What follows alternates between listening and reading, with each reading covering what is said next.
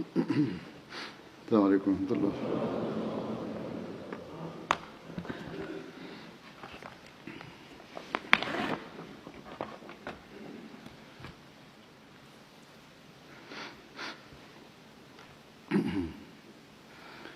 أشهد أن لا إله إلا الله وحده لا شريك له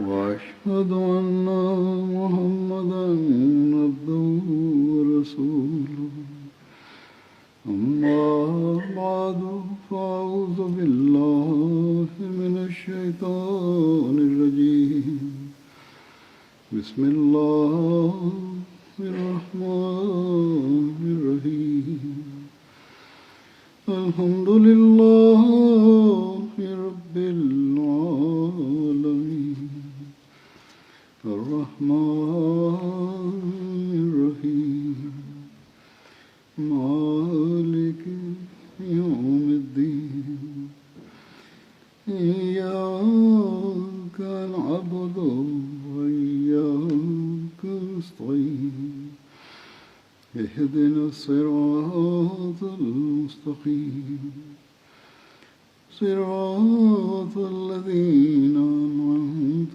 عليهم غير المغضوب عليهم ولا الضالين.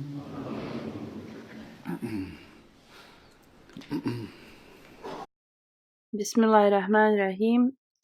Hazur kaže, prošle sedmice spominjao sam ashabe koji su učestvovali u bici na Bedru zajedno uz časnog poslanika sallallahu alejhi ve sellem.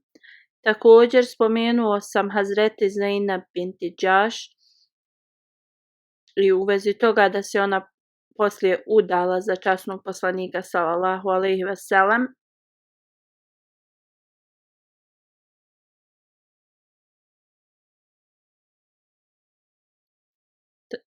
Spomenuo sam da postoji još detalja u vezi ovoga i da ću da nastavim da govorim o njima. Hazreti Zejnab binti Džaš je imala 35 godina kad se udala za časnog poslanika sallallahu alejhi ve sellem. Prema arapskoj tradiciji ovo su bile vrlo zrele godine, radije stare godine za udaju.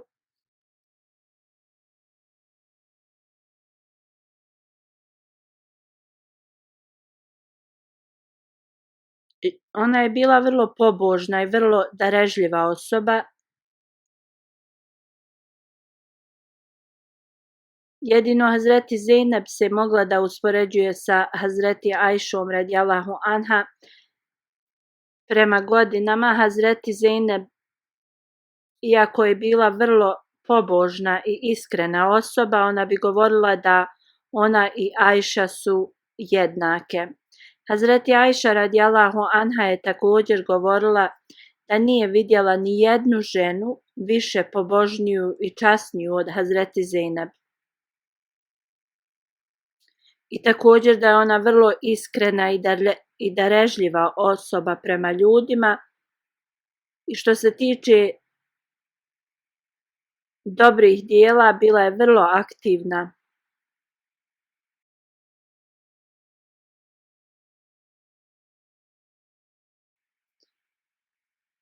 Jedna njena osobina je vrlo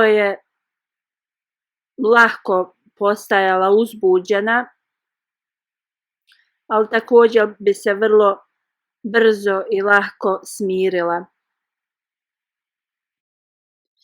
Što se tiče njene darežljivosti, Hazreti Ajša radijallahu anha govori da je jednom časni poslanik sallallahu alejhi ve sellem rekao: ona od vas od kojih je ruka najduža, ona će najprije da se sastane sa mnom u džennetu. Hazreti Ajša kaže, mi smo mislile fizička ruka, ali posle smrti časnog poslanika sallallahu alejhi ve sellem, kada je Zejneb prva preminula, saznali smo da se je to odnosilo na finansijsko udjeljivanje. Hazreti Mirza Bashir Ahmad Sahib kaže: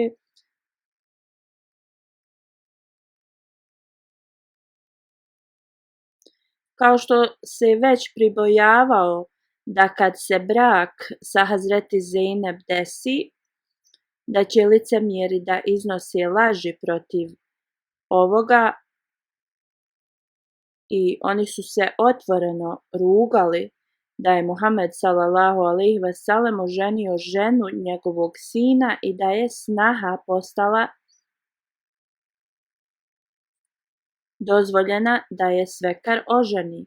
Uzvišeni Allah je želio da ukloni ovo iz arapske tradicije,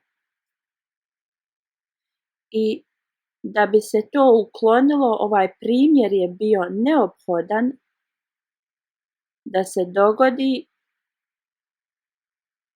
i vrlo je važno da znamo da Ibni Saad i Tabri, ova dvojica historičara ili prenosioca hadisa, da u vezi braka sa Hazreti Zejneb,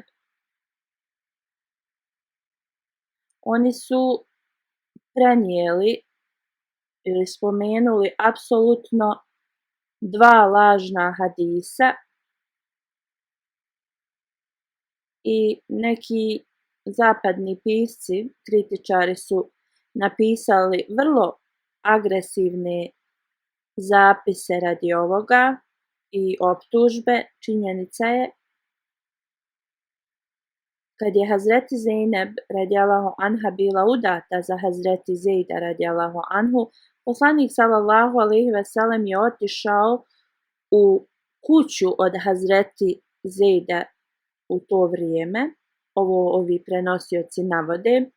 Hazreti Zejd nije bio kod kuće, časni poslanik sallallahu alejhi ve sellem je bio ispred kuće i pozvao je Hazreti Zejda.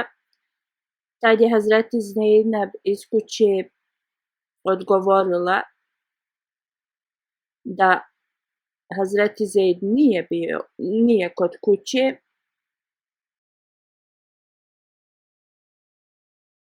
i tad je prepoznala glas časnog poslanika sallallahu alejhi ve sellem, i dok je brzo stavljala svoj hidžab, odmah je ustala, izašla i pozvala je Allahovog poslanika sallallahu alejhi ve sellem.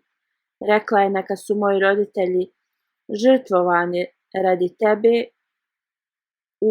i pozvala ga je da uđe u njenu kuću, ali poslanik sallallahu alejhi ve sellem nije ušao.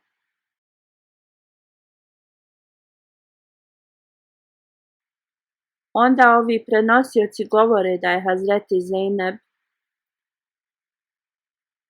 kad je ustala, da ona nije imala svoj hidžab, i da je tad poslanik sallallahu alejhi ve sellem pogledao nju i neuzubillah, Bože sačuvaj, da se ona toliko svidjela poslaniku sallallahu alejhi ve sellem kao ta njena ljepota,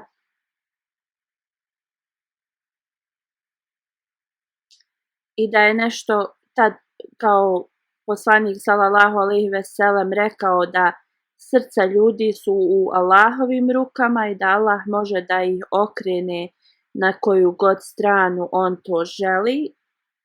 Kad se Zejd radijallahu anhu vratio kući, Zejneb mu je rekla da je poslanik sallallahu alejhi ve sellem dolazio. Onda je Zejd radijallahu anhu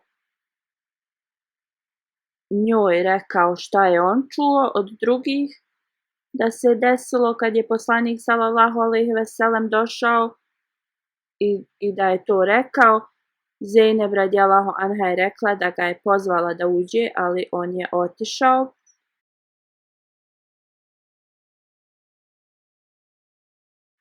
Poslije ovoga oni govore da je Zejd radijallahu anhu otišao kod časnog poslanika sallallahu alejhi ve sellem i rekao: o Allahov poslaniče, sallallahu alejhi ve sellem, da li se tebi Zeynep sviđa i ako ti se sviđa i želiš da je oženiš, da on može da se razvede od nje i da se tad poslanik oženi sa njom.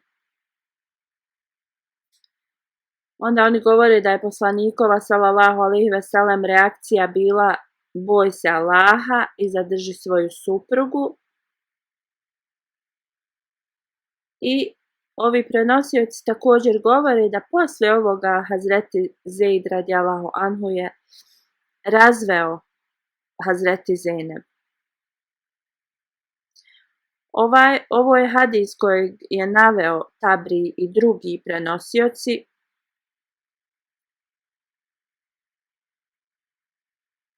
I ovaj hadis mora da se odbaci. Ovaj hadis je potpuno lažan, jer jedan od ovih prenosioca, Vakti Abdullah bin Amir Aslami, ovi su prenosioci, oba dvojica su bili nepovjerljivi ljudi. Vakti je bio proglašen od muslimanskih prenosilaca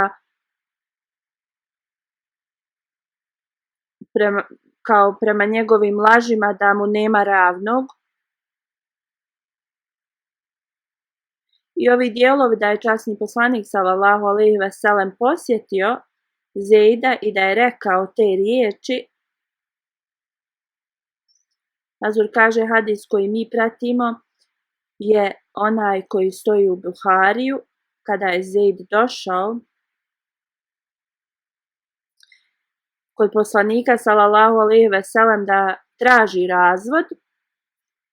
Tad mu je poslanik sallallahu alejhi ve sellem rekao: boj se Allaha i ispuni svoja pravila braka i ne razvodi se od svoje supruge. I dobro znamo poslije časni Kur'an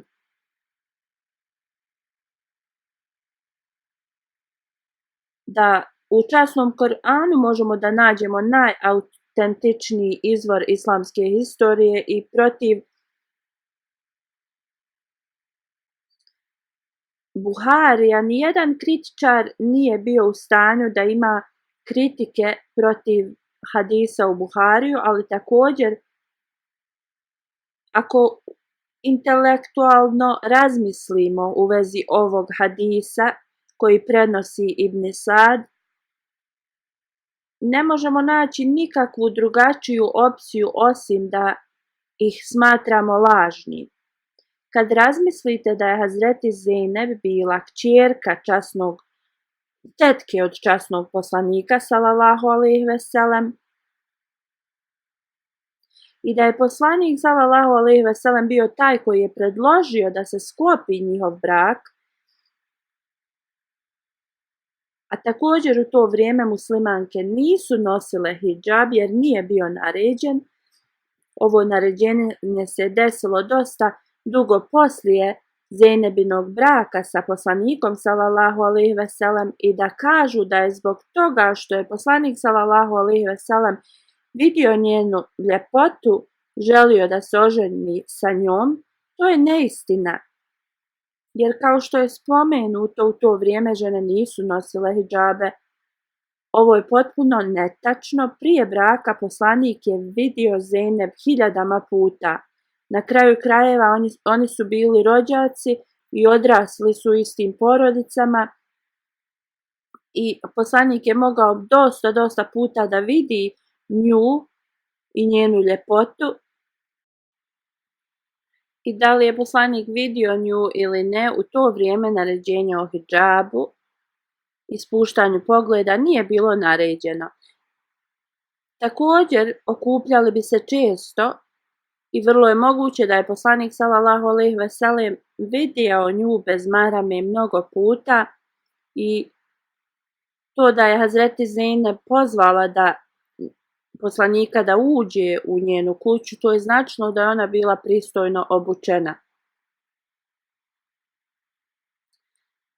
Sa bilo koje strane da pogledamo u vezi ove priče, možemo da vidimo da je puna laži i izmišljena i nerealna. I da se sa ovim argumentima moramo da imamo na umu život časnog poslanika sallallahu alejhi ve sellem, kako je on provodio svoj život. Možemo da vidimo iz svakog njegovog djela. U tom slučaju ova apsolutna izmišljotina, ova priča ovih lažova, ništa od nje ne ostaje, već da je smatramo lažnom. I zbog ovoga naučnjaci i učenjaci kažu da je ovo totalna laž. Na primjer, Alama ibn Hajar, Tabai ibn Kejser u svojim knjigama s komentarima, oni su spomenuli da je ovaj hadis apsolutna laž. Oni spominju da je ovo uvreda istine i da se spomene ovaj hadis, to je u realnosti potpuno neispravno i ovo nije samo mišljenje učenjaka, već i običnih ljudi. Također, gospodin Mirza Bashir Ahmad Sahib, on je zapisao da ovakvi ljudi, kad im mi predstavljamo autentične dokaze iz Kur'ana i drugih autentičnih izvora, oni se ne slažu, a sa komentarima koji su ovi licemjeri izmislili, muslimanski historičari su i također uključili u svoje knjige. Također neki nemuslimanski historičari su ovo uključili u svoje knjige i ovo su radili samo radi njihove religijske pristrasnosti. U ovom izmišljenom događaju postoji još jedna stvar koju trebamo da dobro zapamtimo. Hazreti Mirza Bashir Ahmad Sahib je ovo zapisao u knjizi Sirat Hatamun Nebijin. On kaže, ovo je bilo vrijeme kada su se licemjeri slobodno kretali Medinom. Abdullah bin Ubej bin Salu, on je bio osoba koja je planirala protiv islama i to su oni izmišljali laži protiv poslanika sallallahu alejhi ve sellem i muslimana i mnoge druge laži su također izmišljali. Onda bi širili ove lažne hadise u suri Al-Ashab, gdje se spominje brak od Hazreti Zejneb. Na istom mjestu se spominju licemjeri iz Medine. Uzvišeni Allah je pokazao njihova spletkarenja. Uzvišeni Allah kaže: Le illem jente'il munafiqune vellezine fi kulubihim meredul vel murđifune fil medineti le nugrijenneke bihim summe la yuđaviruneke fiha illa qalila. Prijevod zna: ako licemjeri i oni u čijim je srcima bolest i oni koji šire lažne vijesti u Medini ne odustanu, mi ćemo tebe sigurno za kaznu poslati njima. Onda će ostati vrlo kratko u ovom gradu tvoji susjedi.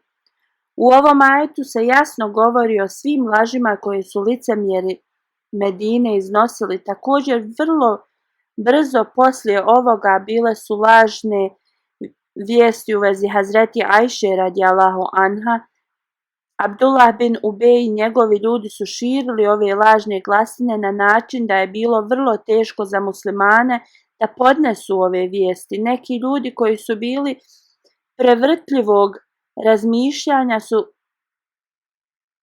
oni su se upustili u ove priče. Ukratko, to je bilo vrijeme kada su licemjeri bili vrlo aktivni da šire razne laži i spletke i njihov cilj je bio da rašire ove lažne glasine, da iskvare imidž i karakter časnog poslanika sallallahu alejhi ve sellem, i ove informacije su se širile na takav mudar način da časni poslanik sallallahu alejhi ve sellem i njegovi najstariji ashabi radi nedostatka znanja nisu mogli da odmah odgovore ili uklone te lažne glasine.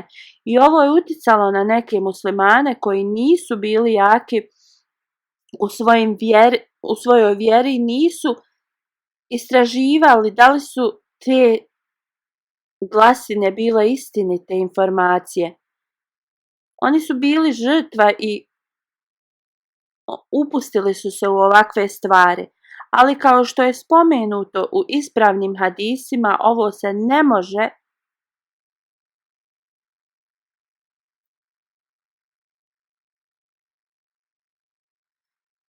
u ovim hadisima ove informacije se ne mogu da nađu, niti su ih historičari prihvatili. Također mnogi nisu prihvatili informacije od Vakti,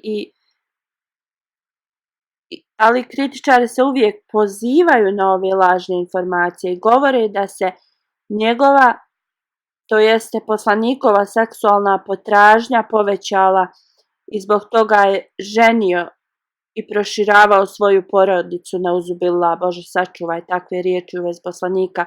Ovo su njihove tvrdnje i laži. Hazreti Mirza Bashir Ahmed Sahib je također zapisao da je i on kao historičar i bez ikakvog dubokog zailaženja u dokaze, samo ako gledamo na historijske dokaze, on kaže: ja znam i ne mogu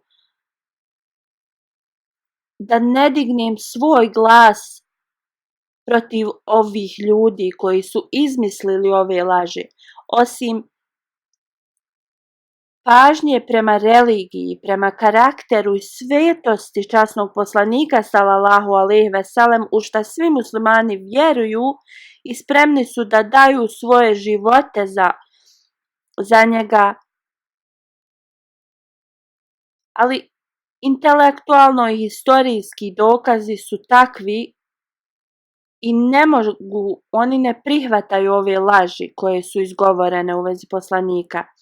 Hazreti Mirza Bashir Ahmed Sahib dalje piše: bez sumnje historijski dokazi ili dokaz jeste da se poslanik sallallahu alejhi ve sellem oženio više od jednog puta, i također prihvaćeno je u historiji da osim Hazreti Hatidže radijallahu anha, svi njegovi brakovi su se desili u kasnijim godinama njegovog života i vrlo je jednostavno, ne samo sa historijskim, ali sa čistim razumom, da shvatimo da laži koje su izgovorene da su ovi brakovi sklopljeni jedino radi fizičkih potreba, ovo je vrlo nisko ispod vjerodostojnih historičara. Također,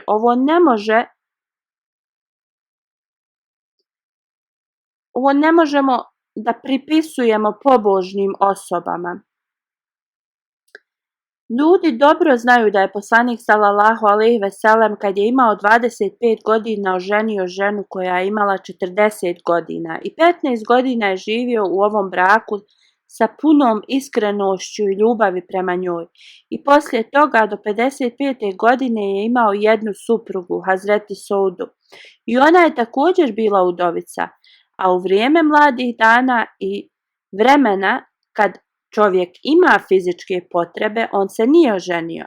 Svi ovi historičari trebali bi da budu svjesni ovoga. Također imamo dokaze da je poslanik, kad je započeo svoju misiju poslanstva, kakve je on ponude dobijao od Kurešija da prestane sa svojom misijom? Nudili su mu moć, nudili su mu bogatstvo, Nudili smo najljepše djevojke, samo da ne govori loše o njihovoj religiji, i rekli su mu: koju god djevojku izabereš, tvoja je, udaćemo je za tebe. U to vrijeme on nije bio puno star, ali časni poslanik sallallahu alejhi ve sellem, mi dobro svi znamo njegov odgovor njima na ove ponude. Hazreti Mirza Bashir Ahmed Sahib kaže: nema potrebe da ponavljamo njegov odgovor. I ponovo vrlo je jasno, ljudi do njegove 40. godine su vjerovali i tvrdili u njegov odličan karakter, i onda da ga optužuju poslije 55. godine, kad je normalno, prirodno da ima manje fizičke potrebe.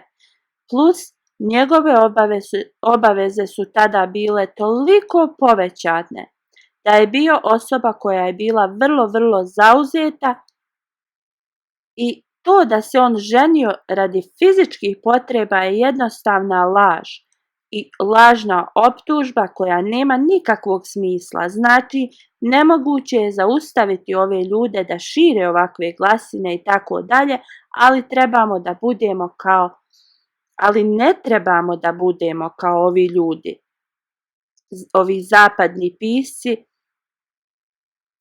koji su zaslijepljeni, a da nisu, oni bi shvatili da ovi brakovi su se desili u poslanikovim starijim godinama, i to je dokaz da nije bilo radi njegove fizičke potrebe za ženama.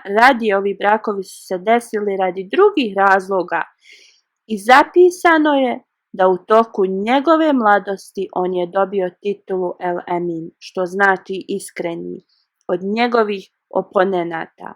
Hazreti Mirza Bashir Ahmed Sahib i svi oni koji znaju historiju bi trebali da imaju ovo mišljenje, kako god. Oni pišu da poslije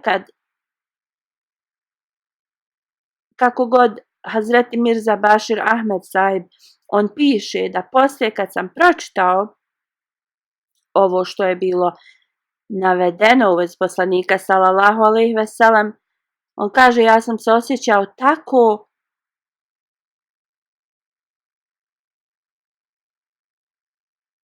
kad su se ovi brakovi događali. Poslanik sallallahu alejhi ve sellem je bio pod takvim pritiskom sa svih strana i dužnostima. Danju i noću je bio zauzet ovim dužnostima, i iskrena osoba će da shvati da su ovi brakovi bili dio njegove dužnosti, kroz koje je pokazivao različite primjere u vezi vjere, i s njima je širio vjeru kroz sopstveni primjer, ali ovi ljudi radi svojih prljavih umova ne mogu da razumiju pobožnost drugih ljudi, ali pobožni i bogobojazne osobe zasigurno shvataju svrhu ovih poslanikovih brakova. Nekada ljudi sa prljavim mislima jednu običnu stvar oni će da pretvore u nešto užasno, a osoba koja je bogobojazna, ta osoba će da je shvati totalno drugačije. U islamu treba totalno jasno da bude da brak nije samo za čovjeka i ženu da zadovoljavaju svoje fizičke potrebe, iako brak jeste za rađanje djece i novih generacija i tako dalje, ali postoji toliko mnogo drugih stvari u vezi braka. Osoba da bi shvatila poentu braka mora da vidi u svemu tome što on radi u svom životu pobožnost, i treba da bude kao oni koji su pobožni, a ne kao ljudi sa prljavim mislima. Da bi odgovorili na ove lažne optužbe, Hazreti Mirza Bashir Ahmed Sahib kaže da uzvišeni Allah je naš pomagač protiv svega ovoga. To jeste, Allah je taj od kojeg mi trebamo da tražimo pomoć. Fatul Mesih II je spomenuo ovo u jednoj od njegovih hudbi u vezi braka. Rekao je: časni poslanik sallallahu alejhi ve sellem je predložio i sklopio brak od jedne rodice sa njegovim usvojenim sinom, i nije da časni poslanik sallallahu alejhi ve sellem se nije prvo molio u vezi ovoga i tražio blagoslov od uzvišenog Allaha. On se molio i tražio je blagoslove za ovaj brak, ali njihov brak nije uspio. Ali pravi razlog za ovo je bio da uzvišeni Allah je želio da pokaže ljudima da časni poslanik sallallahu alejhi ve sellem nema i ne ostavlja sina iza sebe. Nekad ljudi usvoje djecu, ali to da li bilo usvajanje ili prirodnim putem, poslanik sallallahu alejhi ve sellem iza sebe nije ostavio muško potomstvo. Ali prema tradiciji i zakonu potomstvo je postojalo. Zeid radijallahu anhu, njega su zvali Zeid ibn Muhammed, ali zbog braka sa Hazreti Zeynep ovo je dato vrlo jasno da djeca koja su usvojena nemaju ista pravila, ne postoje ista pravila za njih kao za rođenu djecu. Niti prema šerijetu ista pravila ne vrijede za usvojenu djecu i djecu koja su rođena. Da bi pokazali praktičan primjer ovoga, onda poslanik sallallahu alejhi ve sellem je oženio suprugu Hazreti Zejda radijallahu anhu koja je bila razvedena od njega. Zeid je bio, kao što znamo, usvojeni sin poslanikov sallallahu alejhi ve sellem. Iako je časni poslanik sallallahu alejhi ve sellem klanjao istiharu za ovaj brak i molio se, njihov brak nije uspio. Ovo je bila Allahova mudrost iza svega ovoga, da se Zeid rastane od njegove supruge, a poslije da je časni poslanik sallallahu alejhi ve sellem oženi. Tako da dokaže da zakon nije isti za usvojenu djecu. Ovo je poenta koju trebamo da shvatimo iz ovog primjera. Oslobođeni robovi i ponašanje prema njima časnog poslanika sallallahu alejhi ve sellem je uvijek, znači poslanik sallallahu alejhi ve sellem je pokazivao svojim primjerom kako treba da se ophodi prema njima.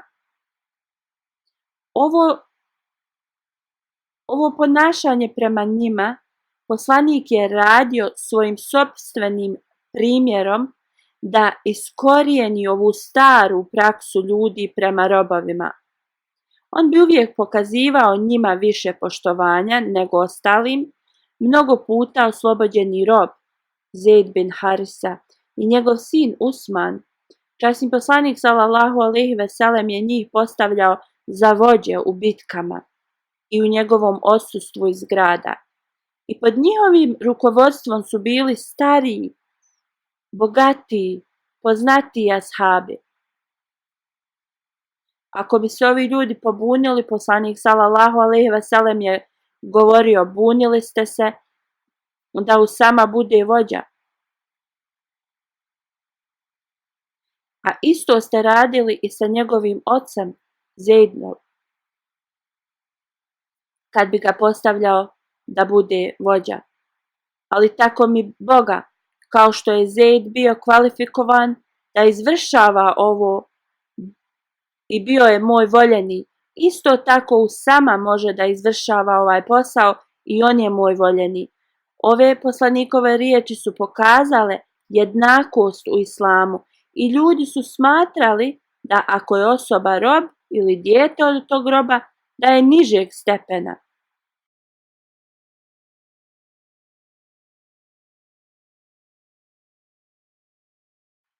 Od njih.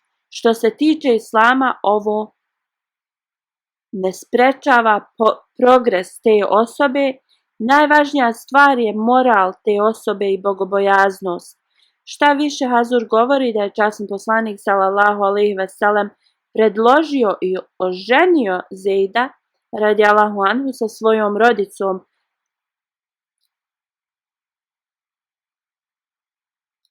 A mi znamo da je Zeid radijallahu anhu jedini ashab koji je bio spomenut s imenom u časnom Kur'anu. On dalje piše da mnogi robovi koji su oslobođeni poslije su postali i postigli su velike stepene u različitim stvarima, kao na primjer Zeid bin Harisa, on je oslobođeni rob koji je postigao razne kvalitete. Radi ovoga časni poslanik sallallahu alejhi ve sellem ga je postavljao za vođu ekspedicija mnogo puta i pod njegovim liderstvom su bili rani ashabi. Hazreti Zeid je učestvovao u bici na Bedru, Uhudu, Hendeku, Hudejbije, Hajberu, zajedno uz časnog poslanika sallallahu alejhi ve sellem. On je bio vrlo poznati strijelac časnog poslanika sallallahu alejhi ve sellem. Kad je časni poslanik sallallahu alejhi ve sellem trebao da krene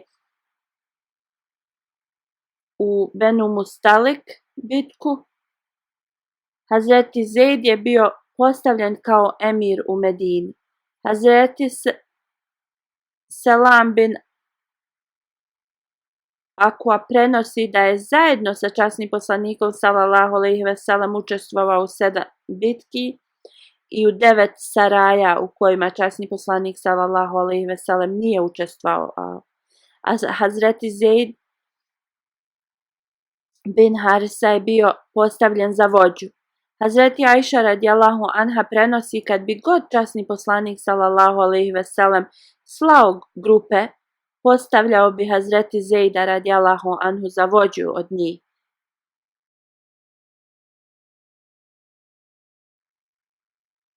I da je poživio dalje, poslanik sallallahu alejhi ve sellem bi ga uvijek postavljao za vođu. Hazreti Mirza Bashir Ahmed sahibu Sirat Hatamun Nebiin piše Gazba i Safvan, bitka na Safvanu koja je bila u 2. godini poslije hidžre. U vezi toga poslije Gazva Ušera, časni poslanik sallallahu alejhi ve sellem nedugo vremena poslije toga, kad je časni poslanik sallallahu alejhi ve sellem došao u Medinu, desio se neki konflikt sa Mekanlijama. Oni su opljačkali muslimansku imovinu.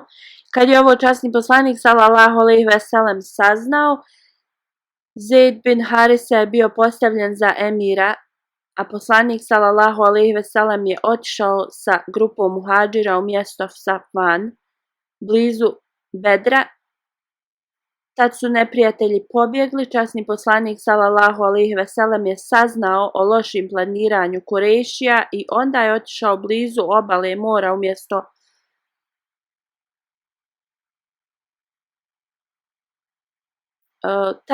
tad borba se nije desila sa nevjernicima.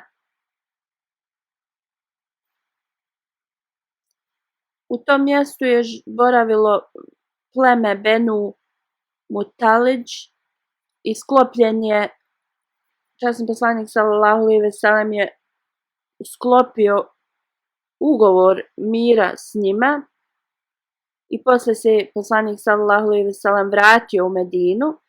Kad je poslanik sallallahu alejhi ve sellem čuo da se nevjernici spremaju da napadnu, zbog toga je otišao u ovo mjesto. Također sklopljen je ugovor mira sa ovim plemenom. Hazur kaže, sad ću da objasnim riječ Gazva i Saraja. Gazva znači da je to ekspedicija u kojoj je časni poslanik sallallahu alejhi ve sellem učestvovao, a Saraja to je ekspedicija gdje časni poslanik sallallahu alejhi ve sellem nije fizički učestvovao, ali je naredio. To u vezi Gazva i Saraja možemo da vidimo da bi ovako bile nazvate, nisu morale da budu borba sa mačevima, ali svako putovanje koje se je desilo ili se je zvalo Gazva ili Saraja. I kao što već je spomenuto, nekad se bitke nisu nisu se ni dogodile u tim putovanjima. Isto za Saraja putovanja bez časnog poslanika putovanja. Nekada ni na njima nisu bile borbe sa oružjem, ali su to bile neke izvidnice i ekspedicije, kao na primjer Gazva Kušeira, tu nije bilo borbe. Kada se bitka na Bedru završila, časni poslanik sallallahu alejhi ve sellem je poslao Hazreti Zejda nazad u Medinu da informiše ljude da su oni pobjedili na Bedru. On je stigao prije časnog poslanika sallallahu alejhi ve sellem u Medinu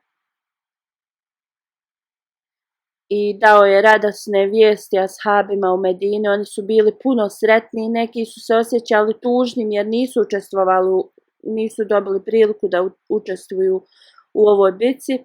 Jedan od njih je bio Osman radijallahu anhu, on se osjećao ovako tužno jer je on ostao iza njih u Medini, brinuo se o Hazreti Rukija radijallahu anha, ona je bila bolesna i tad je preminula, radi toga Hazreti Osman nije mogao da učestvuje u borbi. Hazreti Zeid u jednoj od sureja, ovih ekspedicija bez časnog poslanika sallallahu alejhi ve sellem, koja se desila u 3. godini poslije hidže, on je poslat u jedno mjesto. U vezi ovoga Hazreti Mirza Bashir Ahmed Sahib spominje da Benu Sulejn i Benu Gatvan, kad su se napadi od njih umanjili i smirili, muslimani su išli na izvidnicu. Tad su Kurešije išli za Siriju sa karavanom radi trgovine, a ljudi koji su živjeli blizu obale, oni su postali u savezu sa poslanikom sallallahu alejhi ve sellem. I tad je bila manja opasnost. Oni su pratili put Neđed koji je išao prema Iraku. Tu su također bili ljudi koji su imali ugovor s muslimanima. Džumatul Ahr mjesec, časni poslanik sallallahu alejhi ve sellem je tad dobio informacije da karavan iz Mekke dolazi u tom smjeru i da bi mogli da bude, da iz toga bi mogla da se proizvede neka opasnost. Šta je još bilo opasnije jeste da nevjernici su bili tu i Kurešije su vrlo lako mogli da izvrše napad na Medinu ili da učine nešto tako slično.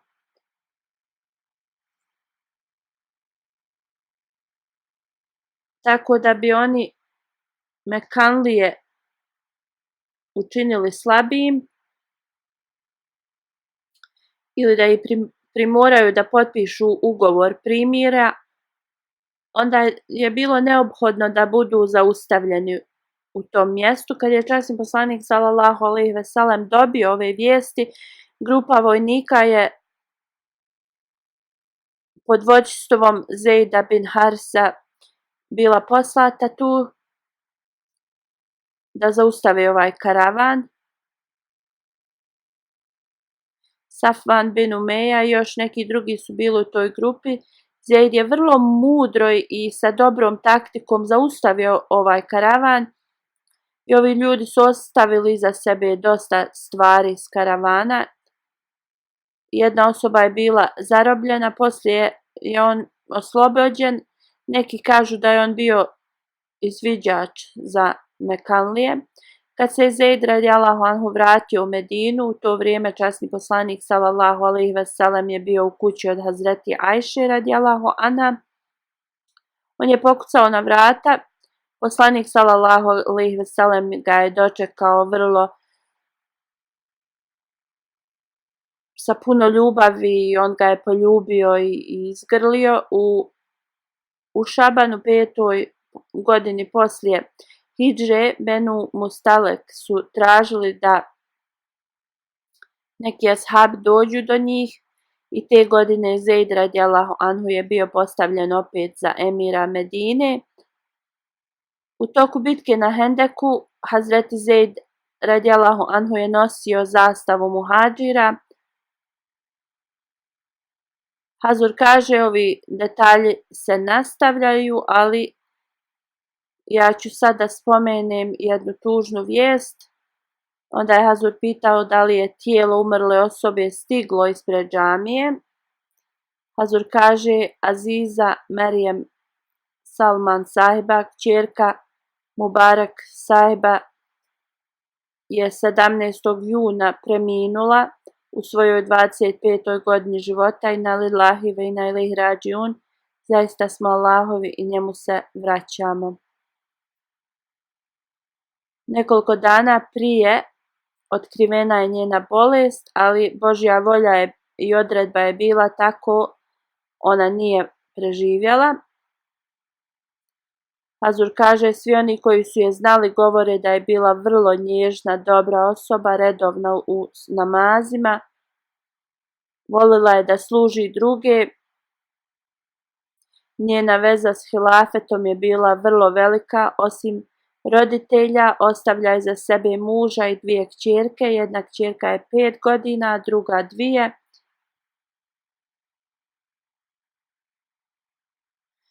Njena majka piše da u njihovoj porodici u zadnje 3 sedmice 3 voljene osobe su preminule. Hazur se zamolio da im Allah podari sabur i da ovo podnesu na najbolji način. Merijem sahiba je bila sekretarica za nove Ahmedi sestre. Ona je uvijek pomagala drugima. Njena lokalna predsjednica kaže da je bila vrlo dobra,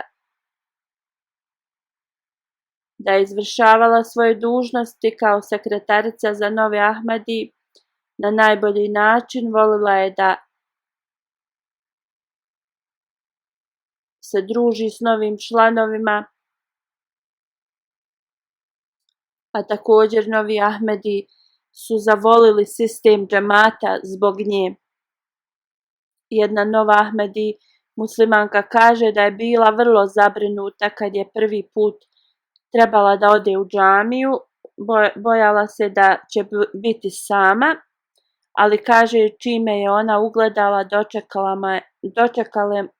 dočekala me je sa velikim osmijehom i bila je uz mene cijelo vrijeme. Poslije mi je donijela poklon kod moje kuće.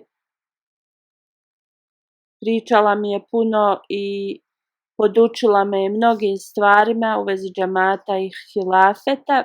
Još jedan nov Ahmedi kaže, moje mišljenje je da svaka sekretarica za nove Ahmedi treba da bude poput Merijem.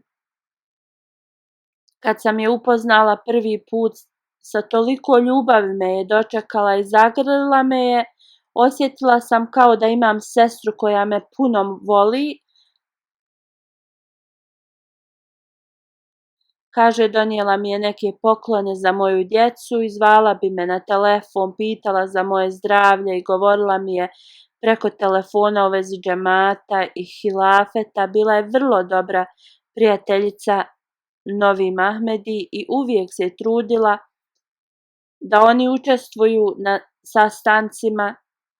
I ova nova Ahmedi govori, radi nje sad služim kao generalna sekretarica u lokalnom džematu.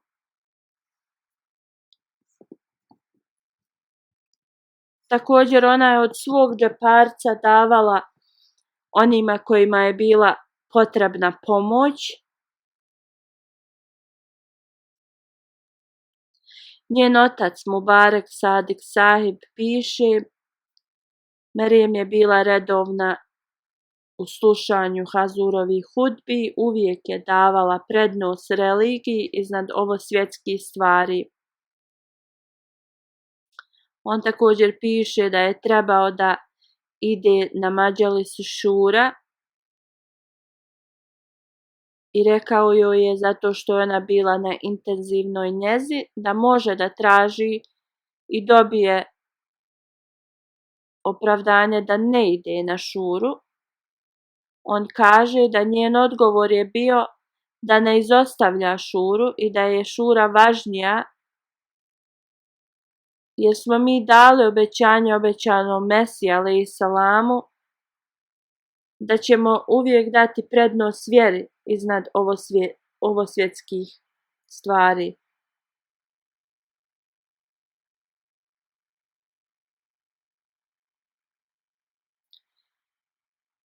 Pisala je poeziju na engleski jezik i jedna od njenih pjesama na engleski glasi, kratak sadržaj te pjesme je: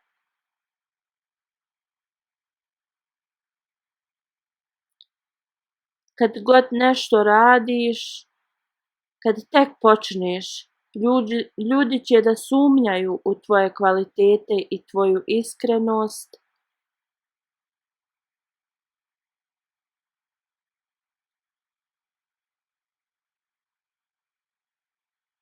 Pusti neka rade svoj posao, a i ti radi svoj posao, posao dobrih djela. Slično ona je napisala pjesmu u vezi hilafeta na urdu jeziku. U bolnici gdje je boravila jedna njena medicinska sestra je bila žena iz Njemačke. Ona je rekla, kad sam upoznala Merijem, osjećala se kao da je upoznala meleka.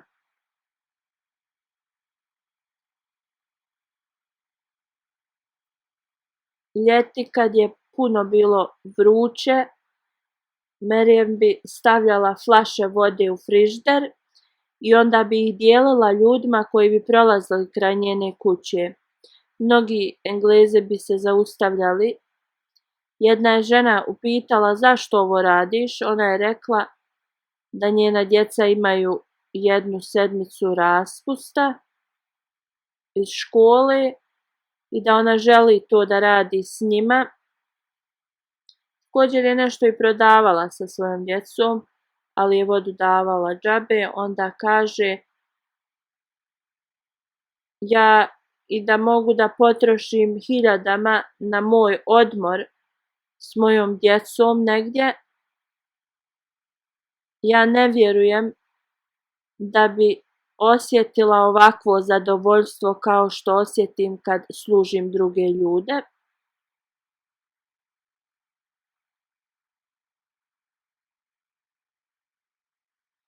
Hazur kaže da pišu da je ona uvijek bila prva koja je govorila selam ljudima i uvijek je imala osmijeh na svom licu. Uvijek je pitala u vezi drugih ljudi i o njihovom stanju.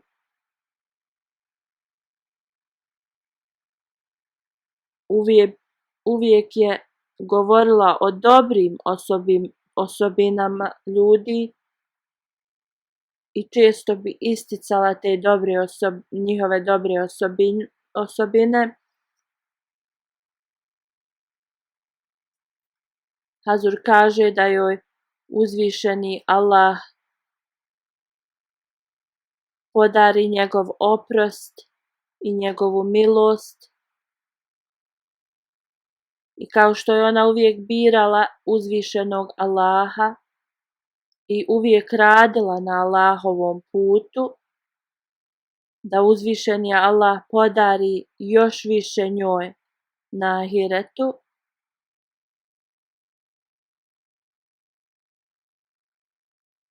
Hazur kaže da uzvišeni Allah usliša njene molitve koje je uputila za svoje kćeri i da podari njenim roditeljima i porodici sabor. Hazur kaže, ja ću da klanjam dženazu ispred džamije poslije džume, a ostali prisutni trebaju da se pridruže iz džamije.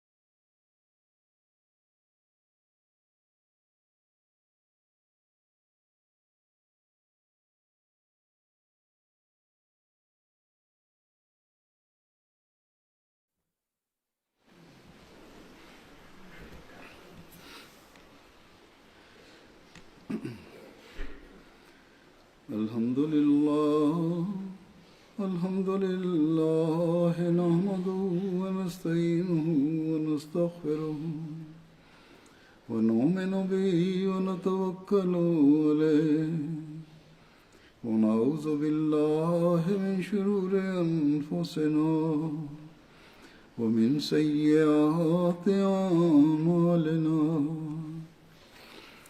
من يهده الله فلا مضل له ومن يضلل فلا هادي له ونشهد أن لا إله إلا الله ونشهد أن محمدا عبده ورسوله عباد الله رحمكم الله إن الله يأمر بالعدل والإحسان وإيتاء ذي القربى وينهى عن الفحشاء والمنكر والبغي يعظكم لعلكم تذكرون اذكروا الله يذكركم وادعوه يستجب لكم ولذكر الله أكبر